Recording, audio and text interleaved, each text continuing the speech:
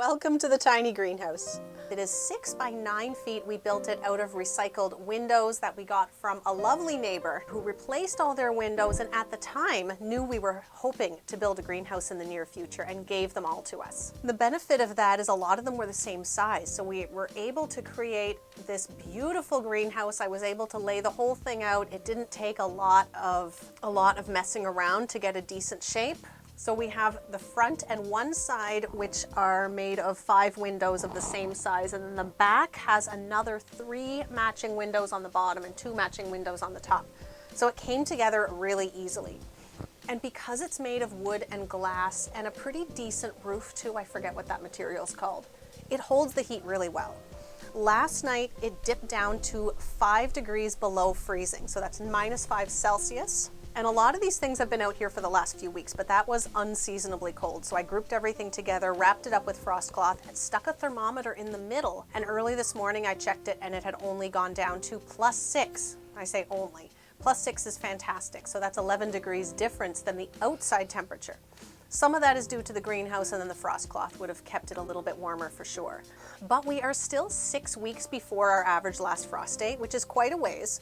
But there's a whole bunch of things that I have been keeping out here, things that are frost tolerant, things that actually prefer to grow in the cooler spring weather. So we're gonna have a look at everything that is out here, and then we'll go have a look at what's on my seed starting rack in the basement, because there's actually more down there than there is out here. Even though it's chilly, that sun is beautiful. Now, just last week, I made the space to bring in a little chair and table, and that is the best decision. I've been planning on doing that since I built this thing 5 years ago. It's a lovely spot to come in and sit after doing some garden work and enjoy coffee. And this morning, my husband brought me home a brownie from town, so bonus. And then I picked up some new pots too. I found these 3 terracotta pots with a lovely little floral design just in town. 2 of them I planted up with some ranunculus, and the 3rd one has not been planted yet. I'm still trying to decide what to put in there.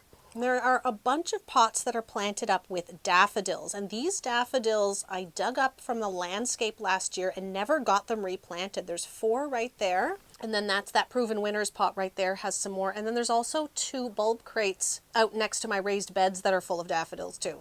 So they don't really need to be in here, but the smaller pots, I don't want them freezing and thawing too much. So I thought it would be better for them to stay in a protected space. The bulb crates are big enough that that shouldn't be a problem. There are 2 permanent shelves on the back wall of the greenhouse. And the first one, here's a few things I just brought out today. This, I believe, is Godetia. What's that tag? No, rat tail status. All right. Rat tail status, which is new to me this year. These pots back here are all different varieties of parsley. We have some broccolini. I've had this seed packet for a couple of years and have not planted it until this year, so still really good germination. These are some fancy carnations for the cutting garden. I think most of this is actually. This is larkspur, and these are Costa apricot snapdragons. And this is the 3rd tray of anemones. So these ones I found just recently in the basement. I thought I had started them all, and I found some more. So those anemones are just starting to pop up. And as a comparison, these ones were started 3 weeks earlier. So I have 1 tray right here full of anemones, and then that bottom one down there as well. So those 2 are getting planted out this weekend for sure. So I don't really have things well organized in here, but there isn't so much that I can't find what I'm looking for. Next we have feverfew. This is also for the cutting garden. And then we have green onions, lettuce, and a Mizuna mustard, and some beets. So a little bit of early things for the vegetable garden, although this is probably just going to get broken up into 2 or 3 chunks, and we'll probably eat that mostly as baby greens. I do have more started. Now in here, I have an empty shelf, so I can bring something else out. But on the bottom, there are peas, there's cilantro, dill, and calendula. All of these are cold hardy enough to be out here right now and probably get planted out within the next couple of weeks. But the younger things tend to go in this shelf because I can zip that up and offer a little bit more protection overnight. So we've seen the anemones up here. Just below we have some greens for the cutting garden. This is Buplurum right there, the first planting of Buplurum. These are Chinese forget-me-nots. These ones are looking really, really good, and I'll probably plant those out this weekend. And then down here, what's this? This is stock. That's Rebecca, I believe Rebecca cherry brandy. And then we've seen the anemones here. These ones are all sweet peas. I had edible peas, I think snow peas planted that we looked at a minute ago. These are flowers, sweet peas. And then this one on top's a little bit of a mixture. We have some feverfew, we have spinach, and then we have more carnations. Things got bumped up and just went into fill trays, so there's a little bit of a mixture happening here.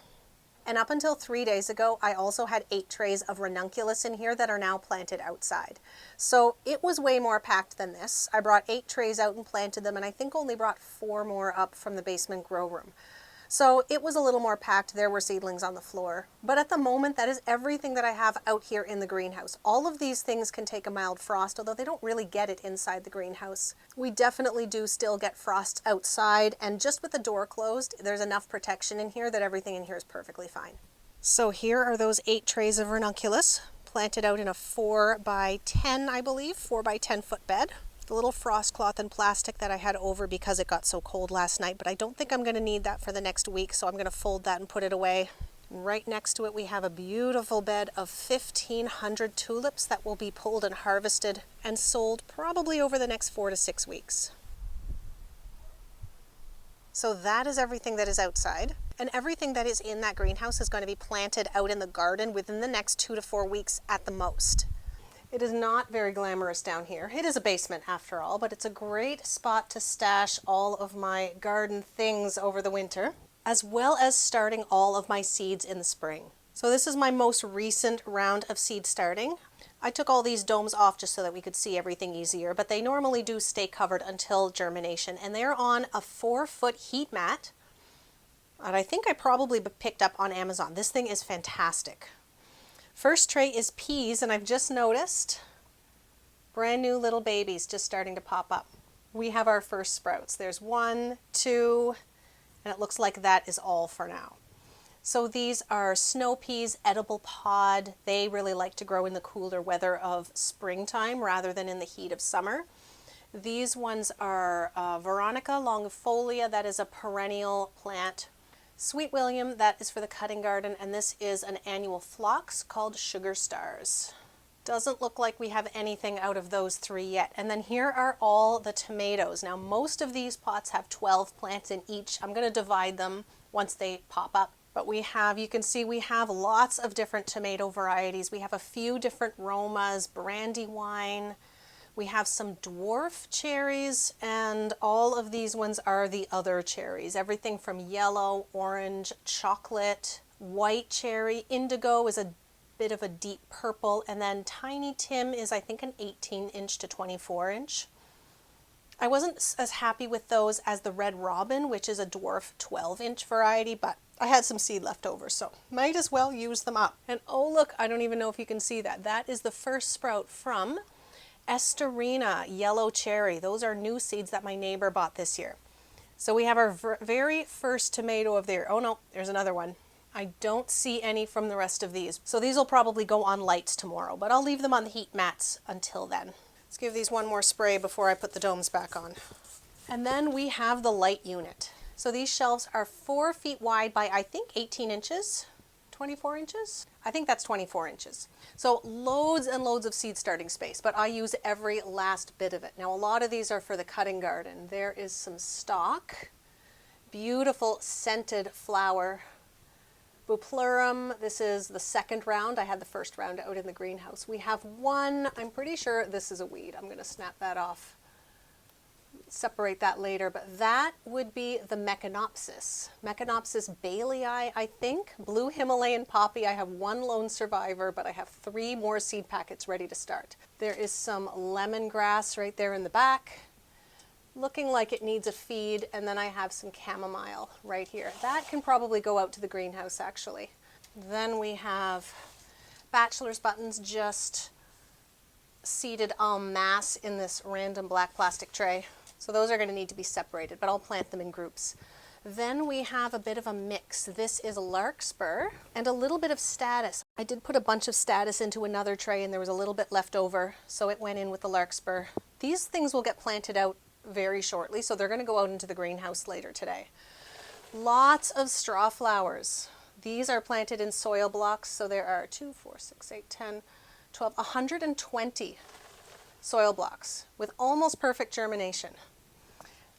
The peppers next. Loads and loads of peppers. Most of these are sweet peppers. There's a few eggplants there for my neighbor. And this one is completely full of peppers. These are looking really good. I always plant the peppers before I plant the tomatoes because they take a little bit longer to get going. And we do go through a lot of peppers.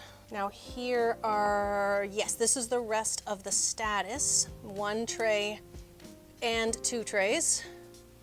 So that was shelf number 4, and then on the bottom we have Godetia or Clarkia. That is a really lovely annual plant. And then we have lupins. So this is for the perennial garden.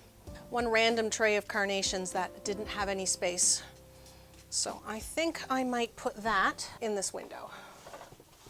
There's also some dahlias randomly sitting in tubs where I've been taking cuttings, but it won't be long before they're going out to the greenhouse too. So that was a pretty quick little seedling tour, but that's everything that I have started so far. And it's quite a lot for still being 6 weeks out from our last frost date. So we've started the tomatoes. I think there's tomatillos in there too, actually. I love tomatillos. We didn't grow them last year, but I really missed having green tomatillo salsa. It's so good. So hopefully we'll have lots of those this year too. And still left to start is so many things. A lot of our warm weather flowers I have not started yet, but this weekend we're doing another big round of planting outside. A lot of things that are in the greenhouse right now are going to get planted out, and then a lot of these things are going to go outside to the greenhouse. So there's going to be a big round of seeds starting probably throughout next week. It's way too much to do in one day. But today I also did a bunch of direct seeding outside. So we did some greens, we did lettuce, mustard, green onions. I did that before I filmed this video, but I think this seedling tour will be a little faster to edit, so you might see this first. So if that's the case, make sure you keep an eye out because it'll only be a couple of days before you get that one. So we will be getting out into the garden an awful lot over the next 2 weeks, and I can't wait. Thanks so much for watching. See you next time.